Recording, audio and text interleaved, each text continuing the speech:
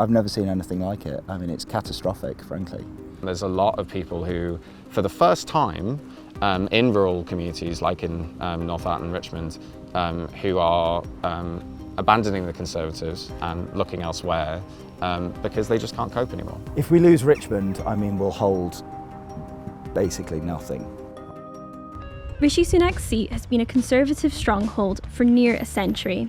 But after 14 years of Tory government and a somewhat disastrous campaign from D-Day to election betting, could Rishi Sunak be the first Prime Minister to lose his seat? Wider Richmondshire is quite a rural area. The main industries are kind of farming, there's a little bit of shooting, quite a lot of tourism because we've got the Yorkshire Dales and we've got the moors over to the east as well. And then on top of that, we've got a huge army presence in Catterick, which is part of the area I represent. This has been a Conservative seat since 1910. Why is that? What are the issues that matter to people here? Richmond is a seat that's quite used to having cabinet ministers because it's so safe. We've previously had William Hague was the previous incumbent, who was obviously Foreign Secretary, leader of the party. Before that, it was Leon Britton, who used to be Home Secretary. So we're quite used to having quite high-profile cabinet members who, you know, take a bigger role in government and perhaps a smaller role as constituency. This is actually the kind of seat that shapes Conservative policy. What are the issues that matter to you as a voter? I think cost of living, immigration. Well, the shops closing, the rates are too high. Folks have only so much money to spend now. The pubs are closing. There's not the money about, and that's it. The NHS in rural areas has been really, really struggling. We've lost the A&E from Friars Hospital in 2019, and a lot of services are moving further and further afield. Locally, people are having to travel as far as Darlington for A&E services. For other services, they may even have to be travelling to Leeds or Newcastle. Like, it's become a real hotbed issue for voters locally. Everyone brings it up, unqueued. And the thing with living rurally is that many people who maybe are more elderly or are poorer are really struggling to access those services. They can't rely necessarily on ambulances arriving on time. If elderly relatives fall over, they can't necessarily get easily via public transport to any NHS services outside of Northallerton itself and this side of the constituency.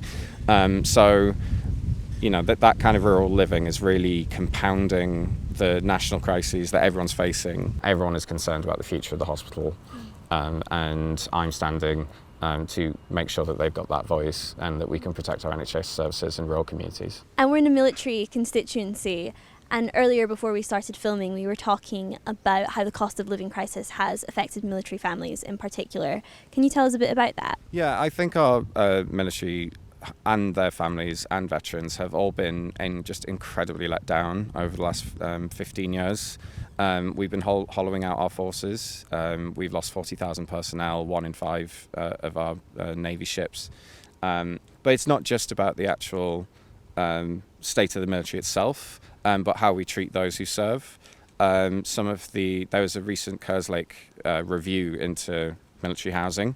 It found that 1 in 10 military homes are affected by vermin, rats and mice. Even more have problems with the electrical wiring, with damp, unclean living. It's a real disgrace. It's really an issue that's gone under the radar for too long. And some of these communities around our, especially Catterick Garrison, are very, very poor. They're reliant on food banks. People are really struggling with the cost of living and high energy bills and all the rest. Especially given some of the events in this campaign, I think it's real high time that the welfare of our military and our service members, who we should all be thanking for doing what they're doing, really gets to the top of the issue pile. Rishi Sunak is the incumbent in this seat. What sort of local MP has he been? I actually think he's been quite a good local MP. He's done quite a lot of work with veterans up in Catterick.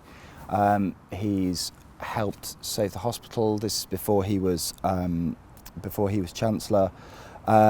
He helped, I think it was the maternity centre at the Friarage he helped save. Local NHS services are really struggling. The Friarage in the last 5 years lost its A&E department, so locals have to go as far as Darlington to be seen for emergencies. That's really difficult for people.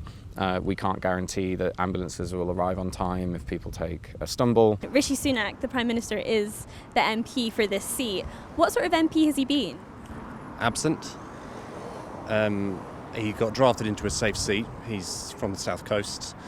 He's taken it over to further his career. He's achieved what he set out to do and become Prime Minister, but I don't think he's made any impact apart from opening a few shops and cutting a few ribbons. I thought the COVID dealings with furlough was excellent. Prime Minister, I don't think he's been given enough time. You know, I mean, the argument of the 14 years of Conservative Party doesn't stand with regards to him, because he's only been in the job 18 months. But yes, perhaps it is time for a change. No, he has absolutely no idea. And when he says he comes from an NHS background, nah, I'm sorry. I'm from an NHS background. He has no idea. Savanta polling says that he's predicted to lose this seat to Labour. That's unprecedented. Do you believe the polling? To be honest, I don't believe it, no. I've been here since I was 15, I think, and I just can't see it going red. I really can't. But yeah, it's I've never seen anything like it. I mean, it's catastrophic, frankly. I think one of the things about Rishi is, I think he is now the receptacle for 14 years of dissatisfaction, whether it is his fault or not. And there are some things that are his fault and there are some things that aren't. And basically, I think he's got into a situation called the Tacitus Trap, which is the idea that eventually a government becomes so unpopular that policies, good or bad, make it unpopular.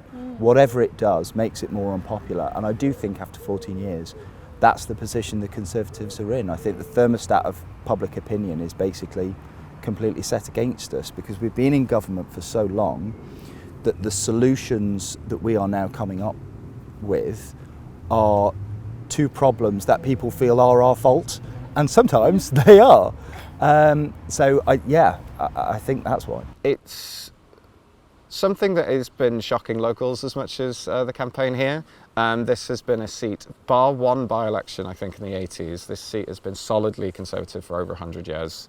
There's many, many more seats across the country like it, in which the most shocking thing in this campaign has actually been the lack of certain Conservative voters. You meet people all the time who have been lifelong Conservatives, who feel like that little spark of hope that they have been reliant on is going out. They see crises across all policy areas, from policing and crime to the NHS, as we've discussed. And for the first time, many people are switching directly from the Conservatives to the Labour Party. It's pretty clear that the Conservatives are now entirely on the defensive. I wondered why they had been so optimistic early on. It feels like they were the last people in the country to really accept how bad things are. If you see in the Tory campaign, at the very beginning it was denial. There was an idea that the polls would tighten as the election got closer and closer and closer, and actually that's not happening. I think because the idea of the polls tightening was based on a presumption that we would campaign really, really well, because generally the Conservatives have a really good campaigning machine. I think they've been really shocked by reform, to be honest, because Nigel Farage coming back was an absolute worst case scenario for them.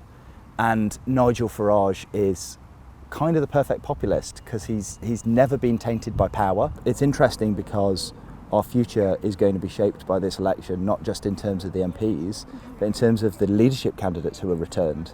Because, you know, Penny Mordaunt's, I think, current favourite to be leader, but she might not even win her seat. I think it's anybody with less than 20,000 needs to be quite worried, which is staggering. This rural rebellion, this kind of rural opposition to the last 14 years of the Conservatives, there's been a real spark lit under that opposition, and people are actually excited to go and vote.